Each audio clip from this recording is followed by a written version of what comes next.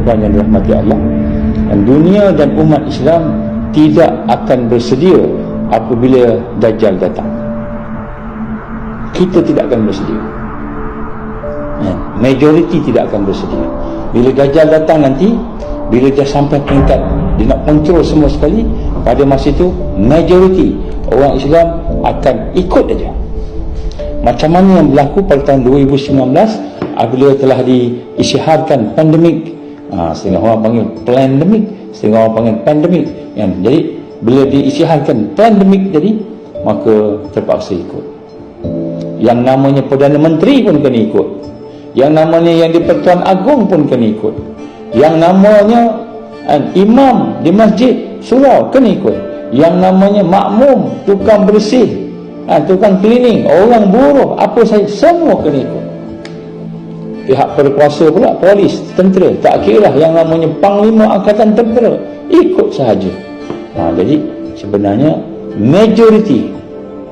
majoriti manusia tidak akan bersedia bila berhadapan dengan pengisytiharan disebut oleh Nabi SAW. Nabi SAW, Yaumul Khalas. Yaumul Khalas ni hari di mana Dajjal akan mengisytiharkan diri dia. Dajjal akan keluar, Dajjal akan datang. Dia panggil Yaumul Khalas. Nabi kata, kamu tahu tak apa Yaumul Khalas? Nabi tanya 3 kali. Sahabat-sahabat jawab apa? Sahabat-sahabat kata, wallahu rasul a'lam, Allah dan Rasul yang maha yang mengetahui. Maka Nabi kata hari di mana Dajjal keluar. Kenapa Nabi sebut Yaumul Khalas? Dia 3 kali Nabi kata. Dan Nabi bagi warning, pada masa itu majoriti umat tidak akan bersedia berhadapan dengan pengisytiharan Al-Masih Dajjal. Tak bersedia. Kenapa tak bersedia? Kerana perancangan yang mereka buat ni, peperangan rahsia yang mereka buat pada hari ini, menjadikan kita semua ni terperangkap dengan semua perancangan dia. Kita tak boleh lari lah. Tak boleh lari lah. Kita ikut aja. Macam lembu kena cocok hidung, sama macam masa PKP dulu, ikut aja. Bila orang suruh duduk rumah tak fikir, kan? Satu hari kan, pihak MKN kata naik kereta seorang aja boleh. Semua ikut seorang, satu kereta seorang aja. Lepas tu lain hari pula 2 orang boleh, lain hari pula 3 orang boleh, lain hari pula seorang semula, 2 orang semula. Kan pelik tu, seolah macam coronavirus tu boleh pilih pula. Jadi bila kita tanya kenapa 1, 2, 3 pun tak ada fakta juga, tak ada jawab juga. Benda ni berlaku lah. Kami pernah jumpa dan bincang dengan orang tertentu. Tak ada baik nak sebut sini, kita akan follow je. Bila keluarnya digital ID besok, follow je. Terpaksa. Tak boleh. Kalau tak follow, dia akan jadi satu yang berbahaya. Berbahaya.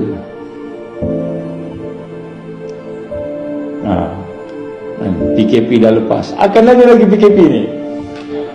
Ada orang kata PKP dah lepas, tak ada lagi. Baik, sebut sini. Baik, jadi nombor 1 poin yang saya nak sebut, dalam 2024 mereka merancang. Saya akan tunjukkan apa yang mereka rancang. Saya akan bacakan sekejap lagi, tengok, tunjukkan kepada semua kita ni. Mungkin kita dah tahu sebahagian kita ni. Iaitu kita gambarkan bahawa nombor 1, umat Islam majoriti tidak bersedia. Dunia majoriti tak bersedia.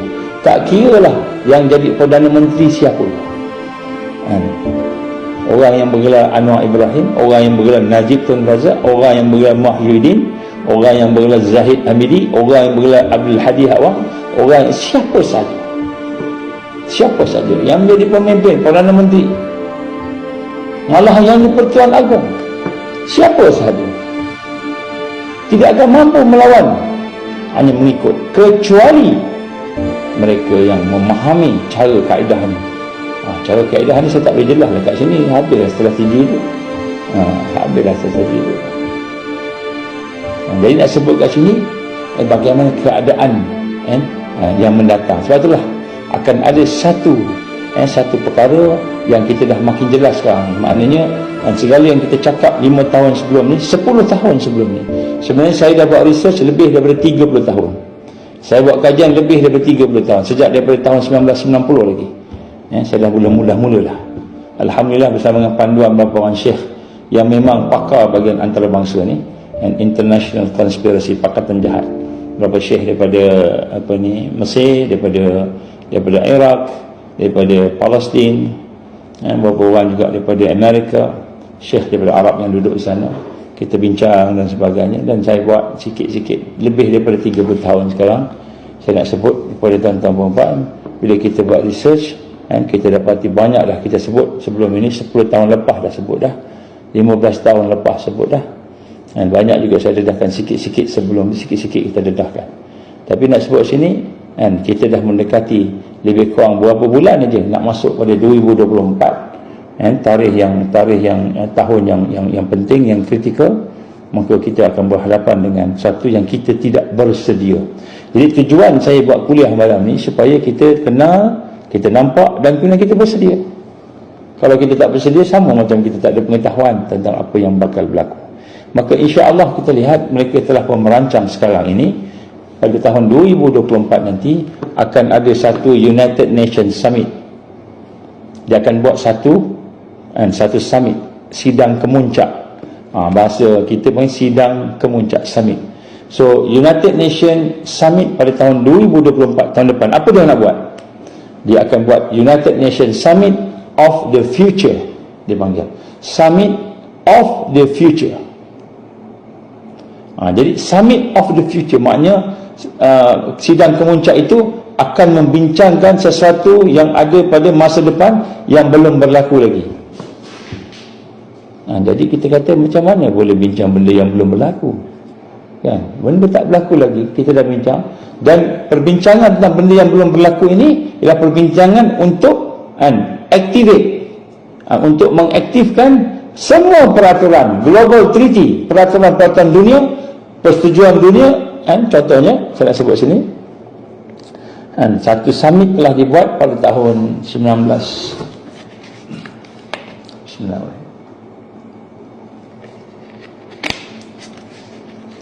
saya tak ingat tahunnya, tetapi summit berkenaan dengan anak-anak. Berkenaan anak-anak. Jadi dalam summit on children, contoh telah ada dalam piagam Charter of United Nations bahawa anak-anak bukan milik mak ayah. Anak-anak milik negara. Anak-anak akan jadi, dia tak sebut secara direct, tapi dia punya implikasi dia macam tu. Anak-anak adalah milik negara. Jadi oleh kerana anak-anak milik negara, maka kita kena bagi hak pada anak-anak untuk memilih kehidupan dia ikut yang dia nak, bukan ikut yang mak ayah nak. Ni contoh, ni benda yang mereka dah bincang di Summit on Children, anak-anak dalam United Nations, dan mereka dah buat carta. Carta ni dah ada dah sekarang, cuma dia belum implement. Tapi dia akan implement nanti bila mana Summit of the Future 2024 mereka lancarkan. Apa yang pada anak-anak, contoh tadi, mereka akan menyatakan bahawa anak-anak adalah milik negara, maka mereka berhak memilih agama mereka. Bukan ketika mereka kecil-kecil lagi, masa baby lagi, ataupun bukan masa ketika mereka dalam dalam keadaan remaja, umur daripada 1 tahun sampai 7 tahun, 7 tahun sampai 14 tahun, 14 tahun sampai 21 tahun. Jadi sepanjang kanak-kanak, remaja, bayi dan sebagainya tadi, maka itu bukan milik ibu bapa, milik negara. Maka ibu bapa tidak berhak untuk menjadikan anak-anaknya itu beragama Islam, Kristian, Hindu dan sebagainya. Jadi anak-anak tidak dibenarkan beragama sehinggalah mereka berumur 18 tahun atau 21 tahun, terpulanglah definisi dia nanti.